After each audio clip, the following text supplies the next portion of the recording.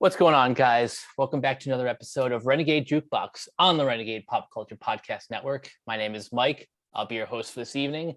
Joining me, as always, we've got Nick. I don't have dreads, so I can't fit the new metal look. Unfortunately not. But today, Nick, you want to tell us what we are subjecting ourselves to today? Okay, so I'm going to pick up where I left off last time. Like I said, a lot of people love to portray the Burning Red as Machine Head's sell out to commercial radio-friendly new metal album purely because From This Day exists. And like we said in that episode, that is a blatantly inaccurate statement because, yeah, we got to talk about the next album. And in October of 2001, we get Supercharger, the fourth album by Machine Head. Kind of same as the Burning Red. I can't really find anything all that concrete or like any, I can't pull a Wang from YouTube pulling up like old Angel Fire websites to try to find any studio stories about the recording of this or like the build up to this album. So I don't even have like any fascinating studio stories to really go off of. So what does that say about the memorability of this record that like you said, there's literally nothing to pull up? Honestly, and this could just be one huge conspiracy, just given how much this album tanked sales wise, that is. Part of me would like to believe that Roadrunner just wanted to bury this album. Honestly, I don't blame them. Yeah, spoiler alert, guys. This album's not good. And not in the Anthony Fantano, this album's not good explosion way. Like this is undebatably the worst Machine Head album, and I feel like we both can say that as fans of the band, right, Mike? Oh, easily. And one more thing before we get into the album itself, just a comparison of how badly this underperformed, to put it lightly. The Burning Red sold about 134 copies in the US, while Supercharger only sold 45,000.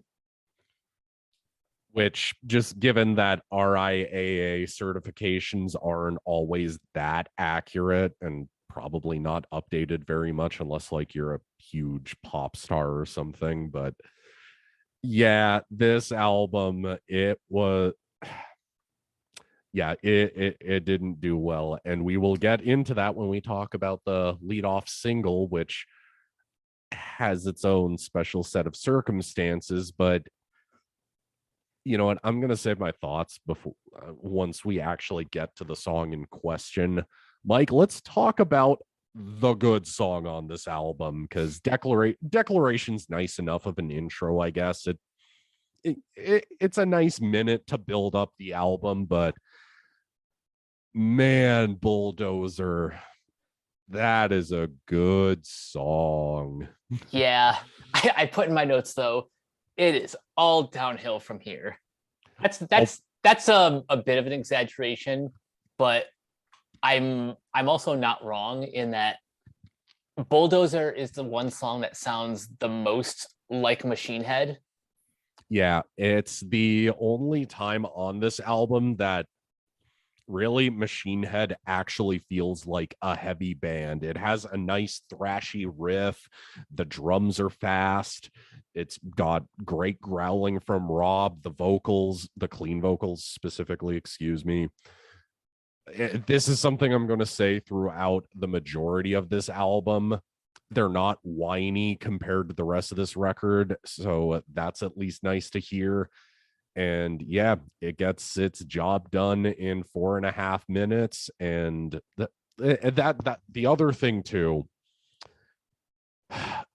the opening harmonic where just, Dave's doing his amazing drum fill at the beginning of the song, but I You'll hear me say this a bunch. I hate the guitar tone on this album.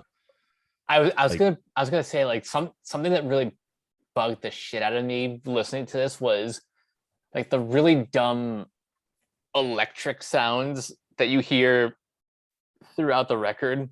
yeah, like I get the album cover is literally, it looks like something out of an electrical plant or something like out of a fuse, like out of, a fuse box outside of your house or something. But, just every other song, it's just this harmonic that's played or just this open note that's like, and it's like, guys, this does not sound good, and it kind of affects the heavy guitar tone, like the Burning Red. I know, weird enough, actually, Mike, if you look it up on Wikipedia, some people actually think this thing's fucking heavier than the Burning Red. No. I love what the album information says. With the Burning Red, the band moved their sound more towards contemporary new metal trends. Supercharger was darker and heavier than the Burning Red, but lacked as much groove metal sound as Burn My Eyes and More Things Change. Bullshit. Did you not listen to the Burning Red? If you listen to only From This Day, yeah, maybe I could picture you saying that and I'll believe you. But when The Blood, the Sweat, the Tears exists, when Exhale the Vile exists, when fucking Devil with the King's Card exists, when Nothing Left exists, yeah, this thing's not fucking heavier except for Bulldozer. Bulldozer is a legitimately heavy song with good playing, good riffs. Rob isn't rapping, he's more growling. It sounds like a proper Machine Head track. Which is exactly what White Knuckle Blackout does not sound like. I don't even know what band I could compare this to from the time period, because I'm low-key almost a new metal apologist, and I'm just kind of like, God, even stuff off of Untouchables by Korn just sounds better than this. Like, yeah, Korn has the benefit of having like millions of dollars to throw away on production the way they did on Untouchables, but man, like this, just the riffing just isn't that impressive on this. Like, at least say what you want about the Burning Red, but at least Desire to Fire went straight into Nothing Left, which kept the intensity up. It just doesn't work. It's empty. The riff lacks power. It lacks substance. It just kind of falls flat. Well, that's another thing we'll say a lot throughout this entire podcast is just, man, the lyrics really take a nosedive on this. Let me do a dramatic reading of the very last verse. Actually, let's just say it's the very last verse because it's basically just the same thing anyway. Adrenaline is my fuel when I've obstacle to climb. They probably mean I've got an obstacle to climb. Adrenaline is the lubrication focusing my mind. Adrenaline is telling me when someone's thinking they're too cool to raise my middle fingers up and say, fuck you. Wow. And you think Hot Dog by Limp Bizkit is bad?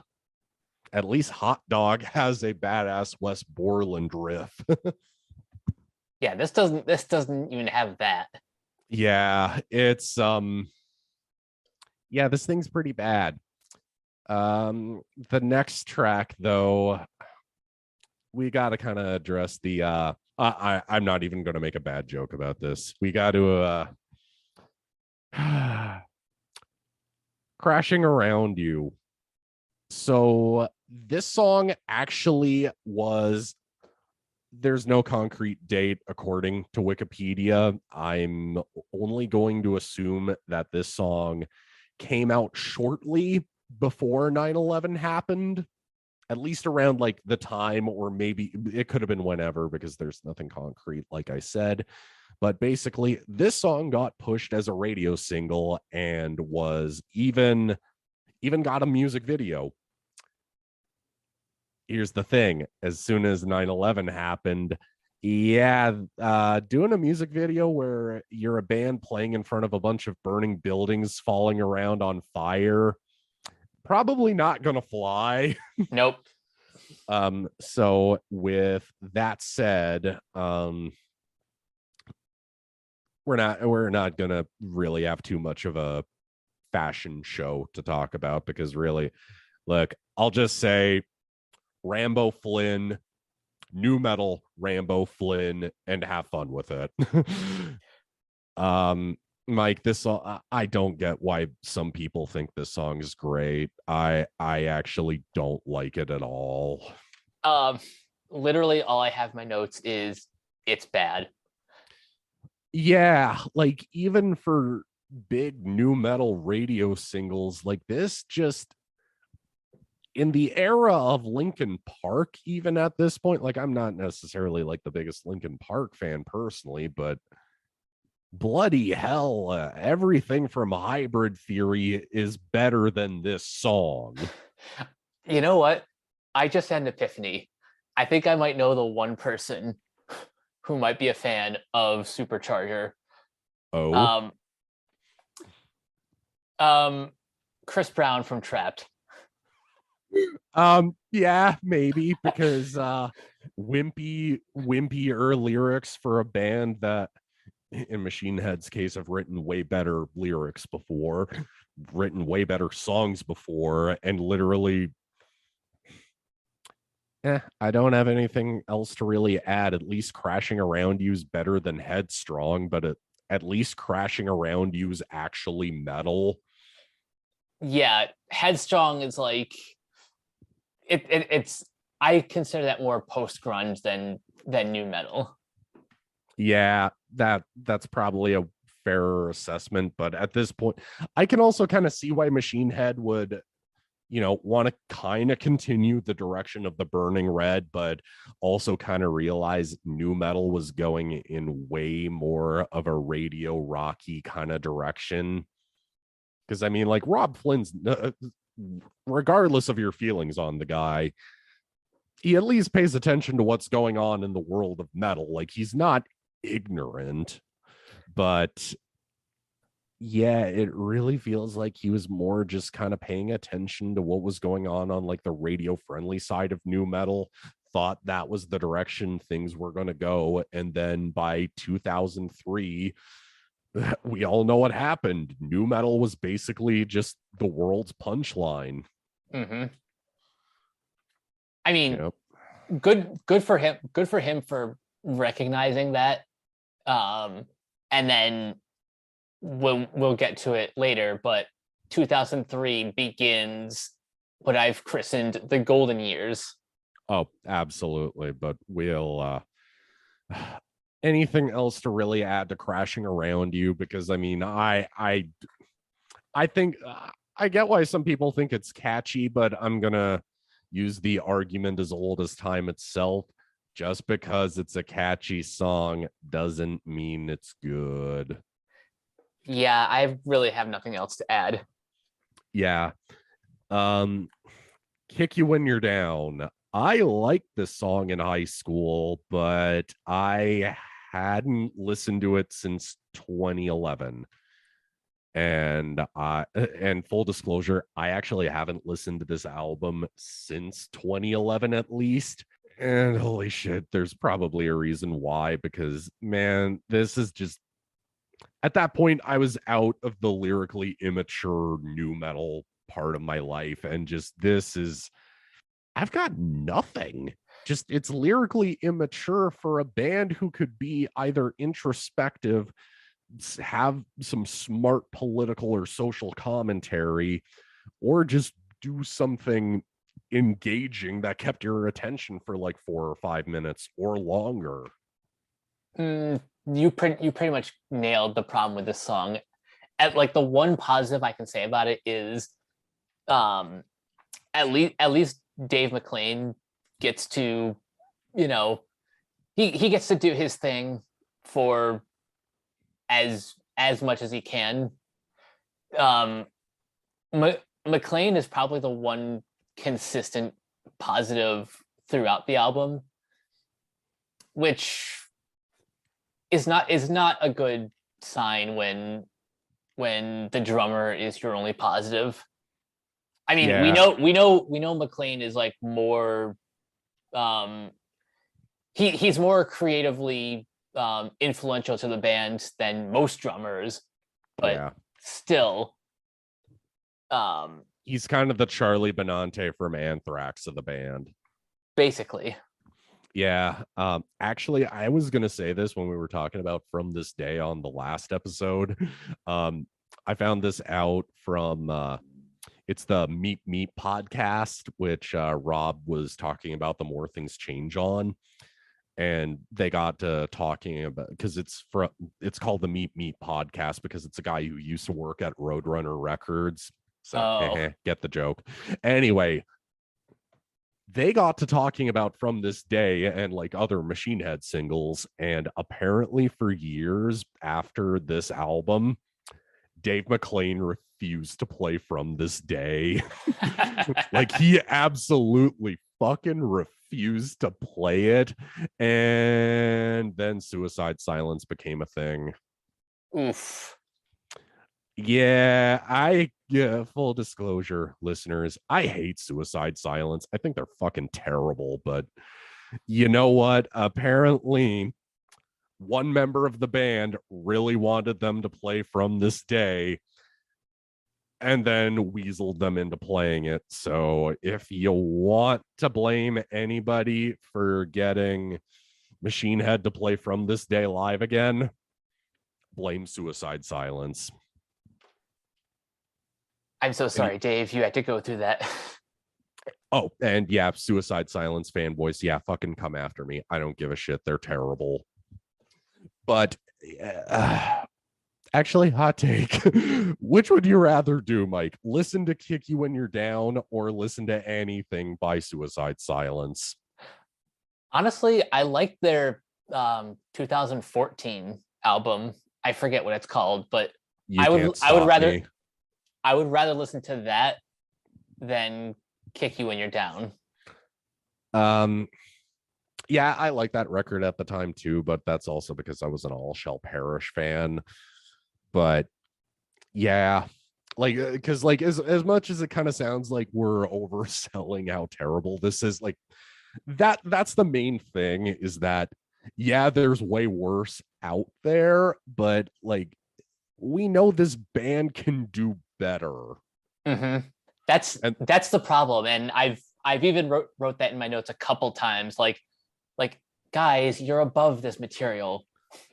Yeah, because the next song, Only the Names, I really think the concept of it is cool and is kind of a continuation of the Burning Red, because apparently when Rob went into therapy during that time period, once he got on the road for the Burning Red, like he just, started partying again and just doing all of the cocaine he could. And like he was doing heroin. Like, basically Only the Names is about Rob Flynn smoking heroin off of fucking tinfoil, and it's about the drugs talking to him. Wow. Which, okay, that's a really cool concept, but God, this is dope. Like, this is a band who excelled so well at writing longer, engaging songs. Like, as much as I'm not as big of a fan of the More Things Change as opposed to Burn My Eyes, that album has Blood of the Zodiac. That album has Violate and Spine on it. This just really isn't that engaging and doesn't really hold my attention. Yeah, that's the problem. I'm coming to, like, trying to talk about this. I even listened to the album again just to have more things to say, and yet this album gives me nothing to work with. Yeah, you're a braver soul than I am because I just listened to this thing once and then deleted everything except for the two songs that are actually good. Um, All in Your Head, honestly, the verses kind of just sound like something off of a Simple Plan song, and I'm just like, nope, that ain't flying with me. Mm-hmm. And this was a year before Shitty Plan was even a thing, so I'm just like, like this is too like it's the I'm gonna give Rob the benefit of a doubt. The lyrics probably are coming from a real genuine place, but I'm just not somebody who is trying to one up people he went to high school with. Like I or just trying to brag about how much cooler and more successful I am. Like that just doesn't interest me, and especially comparing lyrics on the previous album that were achingly deep and personal. I don't know. This just really doesn't work for me. I can't really disagree with you there. Lyrically, again, this just doesn't really give me much to work with. Um, okay. We get to American High. Mike. I texted you after listening to this thing again, and I'm genuinely not trying to be hyperbolic. This might be the worst Machine Head song I've ever heard. I put in my notes, lyrically, it's ellipses, a song. It's another. This is basically everything new metal gets parodied for. Basically. Having a bad childhood, bragging about how much more successful you are now that you're in a new metal band, talking about getting drunk or high, cutting class. Like at this point, Rob Flynn must have been like in his 30s at this point, I would assume, because like the guy was born in the he was born in yeah, he would have been like in his like early to mid 30s at Is this this, is point. this a song that we talked about earlier sounded like a pop punk song? I don't know. You might have to remind me, but I think I was talking about All in Your Head, maybe. Because both of these sound a bit interchangeable, at least lyrically. Yeah, because this is everything Machine Head gets slagged for in the lyrical department: being too blunt, not being intelligently written. And like, yeah, I get Machine Head can be, very blunt and not very introspective and meaningful, except for, all those times they clearly have been introspective and meaningful. But, the American High is the song you throw up as an example as to back up the other side's argument, if that makes sense. Oh yeah. Brown Acid is no. Brown Acid is like a waste of a track. It's their only instrumental. And they wasted it on noise. Literally, apparently, I have no idea which interview this would have been, but Rob and Adam joked about this album in an interview around the time it was around the time Locust came out. And literally, Rob just said, yeah, honestly, we just got high in the studio. And that's how it ended up on the album. So much like Encore, blame drugs, kids. Drugs, not even once. Nausea. The only thing I really remember about this song is that at least the guitar solo is actually pretty good. Don't tell me this is the only song with a guitar solo. The Blood, the Sweat, the Tears had one, and that was the only one on the Burning Red. And the Burning Red at least was a 3.5 out of 5 of a record. This is on a this is beyond that, just I don't remember very much about Nausea. Just the song describes how I felt listening to this record, I guess. I described this in my notes as a perfect example of why new metal sucks when it's half-assed. And I say half-assed because like we said a couple times, Machine Head is better than this material, and yet it doesn't feel like they're putting their all into it. It feels like they were intentionally going for the kind of radio friendly style, but in the attempt to please everyone, they please absolutely no one. And that's the thing that I kind of gathered from the bits of research. And when I say bits of research, I mean just watching interviews and like reading through them online after the album had come out. So apparently Dave McClain actually quit the band for a week and then came back. So apparently what ended up happening was Aru really didn't want to play the way heavier songs. And because, by the way, this is basically just the same lineup as the Burning Red. So it's Rob, Adam, Aru Luster, and Dave McClain. But apparently some members of the band wanted to go heavier.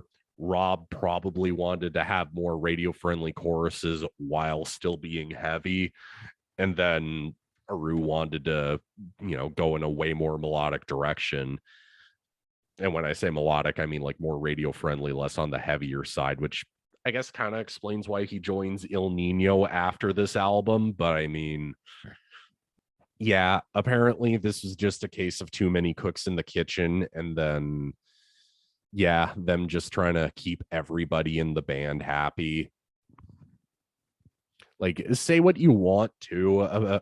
The only thing that I can kind of compare this to, especially because, during the Burn My Eyes tour, they opened for Slayer. Big hot take. Diabolos in Musica is a way better album than this, and Diabolos gets way too much crap compared to this period of Machine Head. Yeah,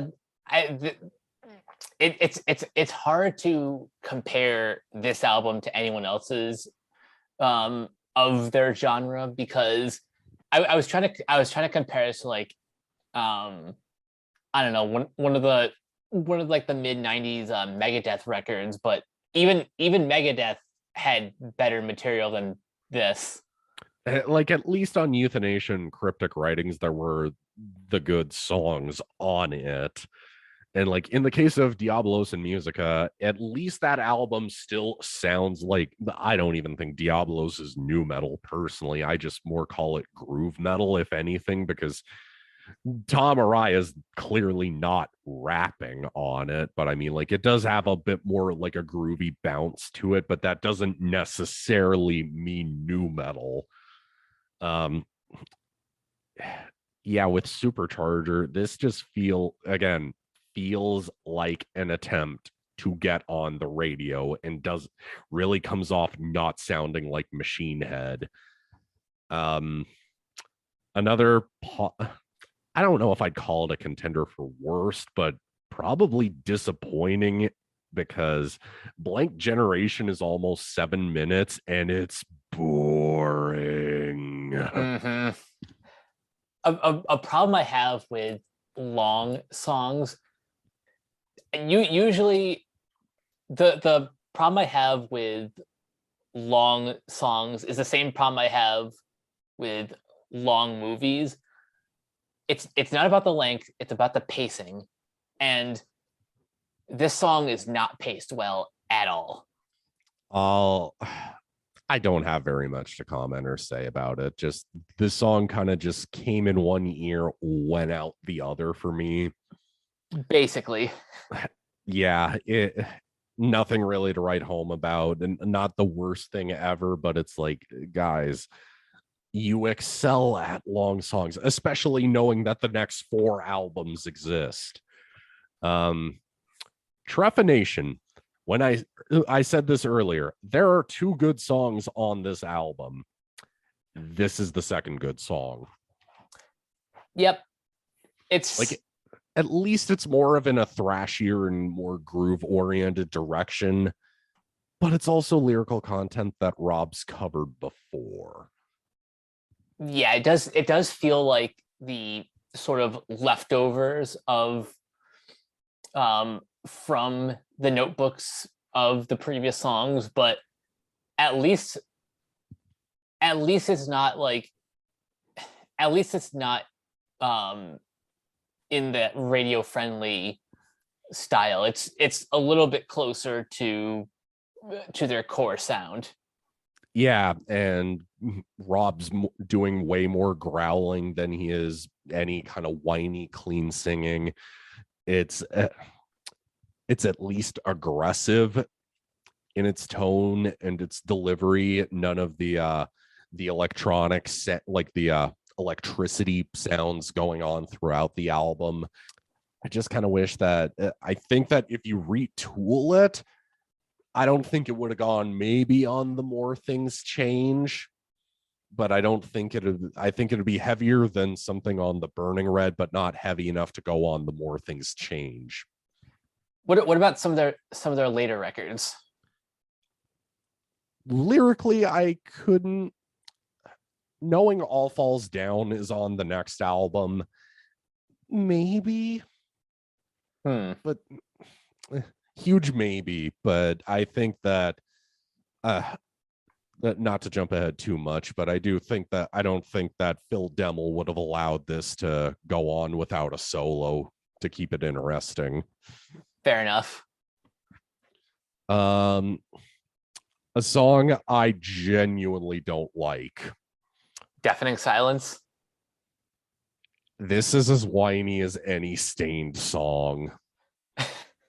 Like, to give you any kind of context, Mike, like I've had some bad breakups where I want to put on a song that kind of, fits my upset mood, I guess. But even when I put this on at one point to be like, okay, maybe, I'm more in the mood for it, let's try it again. Even I was just like, buddy, get over it. Like, this is just too much. It just doesn't work for me vocally and from a lyrical content standpoint. Maybe it connects with some people, and I say, you know what, if you enjoy it, I won't begrudge you it, but this song just doesn't work for me. I don't really have much else to say about this. It is just kind of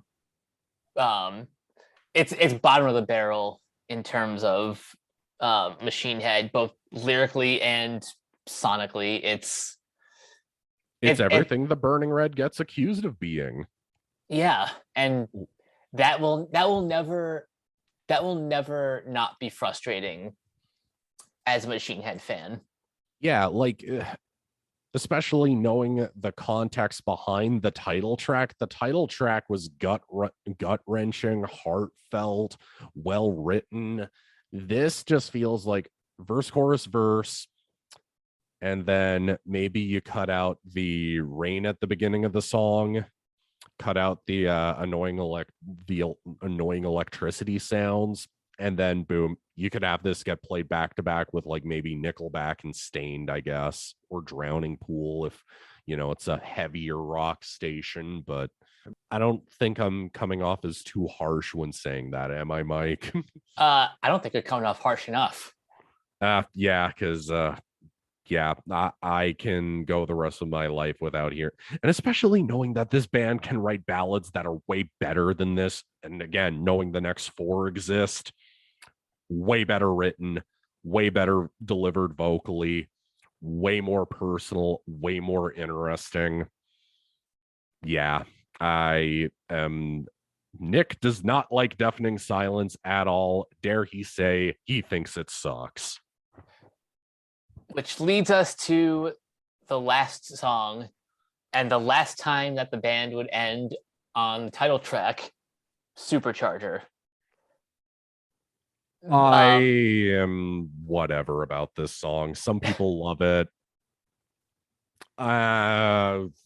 Whatever. I just want this album done and over with. Yeah, like this is this would probably be a fine song if not for the awful production, the guitar tone we've talked about, and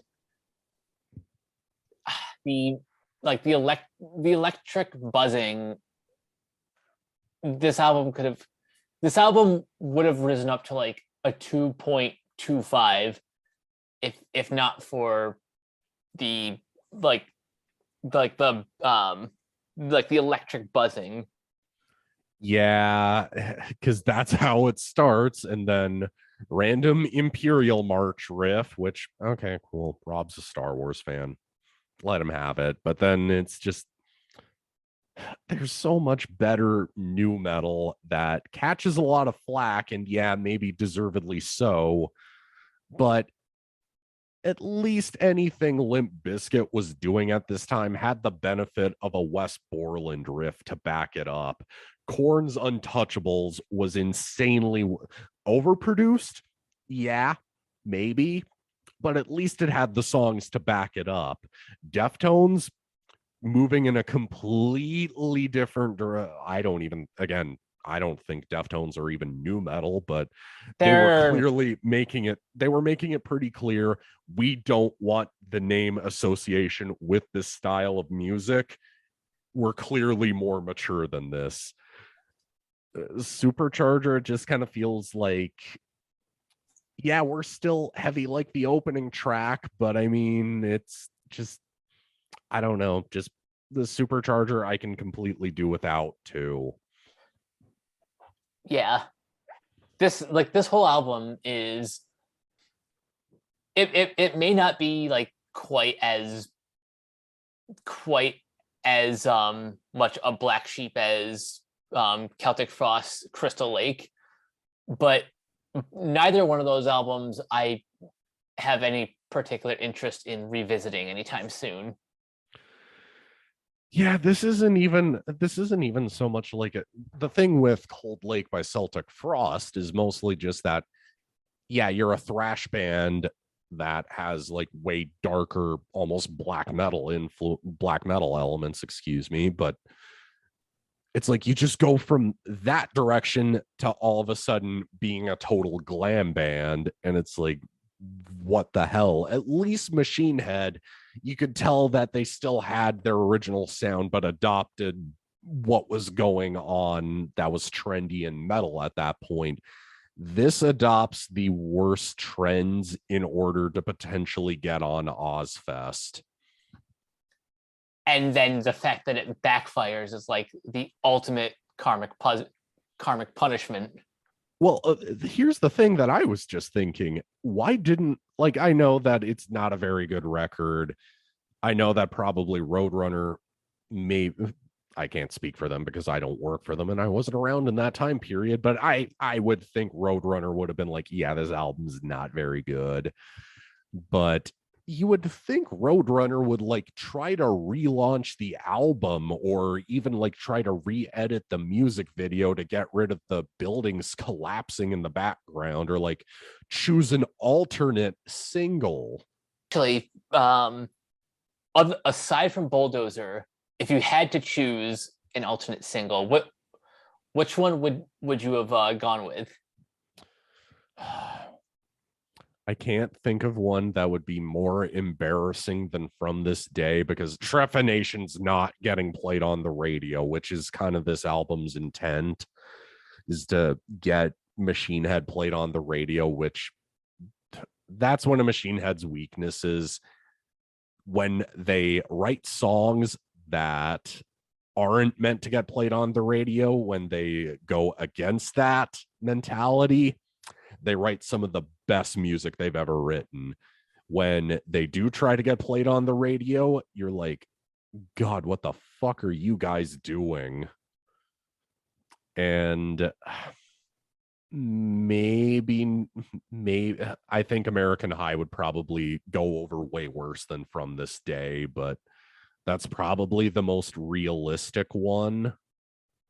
Yeah, I like see that. The other thing is, I don't think any other song on this record works as a single. Deafening Silence, maybe, but then that'd just be like too much of a 180. Yeah. I feel like doing a best songs would be kind of redundant for both of us. You agree with me. Bulldozer, Trephination, those are the two songs that are actually good on here, and not even like good for this album, but yeah, the only times this album gets good. The only way I can recommend people check out this album is if you're completionists and you just happen to be following the discography along with us. Other than that, no, don't even bother. Yeah, because that's kind of what I did. Like, and plus, this is at the come to think of it too. This is really the period in Machine Head's career where they weren't caught in the middle of like some kind of a trend. They were caught at the end of a trend, because at this point, nu metal just is not going over well with anybody anymore. Like, you have Slipknot putting out an album like Iowa, which is the complete antithesis, with blast beats, growling.